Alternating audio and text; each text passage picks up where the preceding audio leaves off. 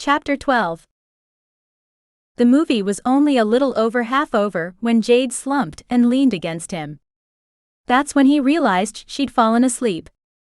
Looking down where she lay against him, so innocent, he thought about how much she looked like she had when she was younger. This was why he had left. He was too old for her even now. What did a nearly 40-year-old man have to offer a 28-year-old woman? He was sure she'd soon realize he had nothing for her and move on. The hard part was going to be going on without her once she did. He could only hope that when she decided she had no reason to stay, she didn't take his heart with her. He turned back and watched the movie a while longer, trying to put Jade out of his mind until she sighed and moved in her sleep. Looking at her again, he decided she had to be in the most uncomfortable position he'd ever seen, but he didn't have the heart to wake her. Instead, he stood and picked her up. Holding her in his arms, he lay on the sofa and let her curl up on top of him. He made sure the blanket still covered her, then turned his attention back to the TV. He woke the next morning to a knee in his groin. "What?"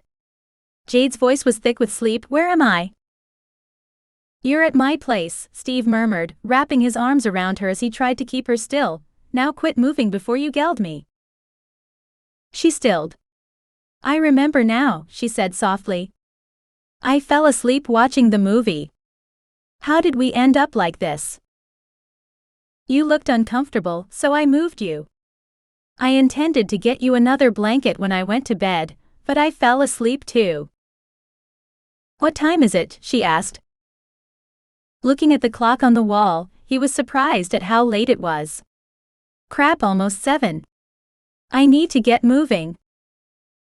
Jade started moving again, more carefully this time, trying not to hurt him any more than she already had as she climbed off him. She stood beside the sofa stretching. He stood and realized the room had grown chilly. He couldn't help noticing Jade wasn't used to the cold, as her nipples beaded and pressed against her shirt like small, hard buttons. His jeans suddenly got tighter. "Let me get my boots on, and I'll take you back to the main house." He turned toward his bedroom. "No need, I can walk," she tried to put him off. "Not barefooted, you can't. Even if it wasn't cold, there are sharp rocks and sticks. It's one thing to shift and run around. Cat's paws are designed to walk over those things. Those delicate little feet aren't." He nodded down at her bare feet, with toenails painted bright purple. Why hadn't he noticed that last night? Her shoulders slumped and she wrapped the blanket around herself. "All right?" He went into the bedroom and got a clean pair of socks. Steve?"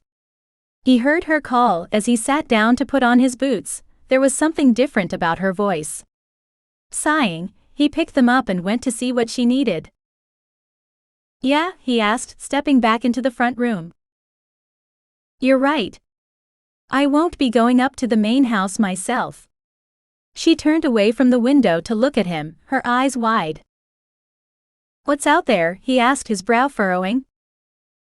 "Snow." "I knew it was getting close. Any idea how much?" She looked out the window again, then back at him. "I'm going to guess about 6 inches. Steve lifted his brows. "That's a lot for one night, especially without a big storm." Jade looked back out the window. She looked a little concerned. Steve finished lacing his boots and stood. "Don't worry. I'll get you back up to the house, no problem." "That wasn't what I was thinking about." "What is it then?" "You, Nick, Frank, everyone else that has to work in that." Steve chuckled, then realized she was serious. "It's nothing." He looked over her head out the window. "Wait until January, when there's a couple of feet at least. Anyway, we're used to it. We'll dress warm and do what we have to make sure the animals are safe and have feed, break the ice on their water, then we'll come in where it's warm. We don't spend a lot of extra time out in the cold." Jade let a breath out in a rush. "That's good. You ready?" Steve stopped next to the door and pulled on a heavy coat. As ready as I'll get, I guess. She lowered the quilt from her shoulders and started folding it. Keep it on.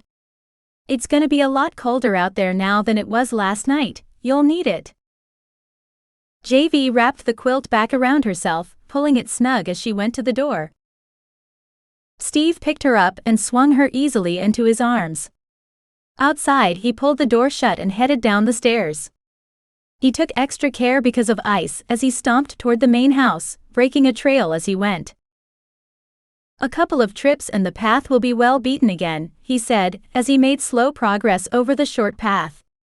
He stomped his way up the stairs, knocking the snow off his boots as he went, and to the back door. He opened the door without knocking, and set her on her feet just inside.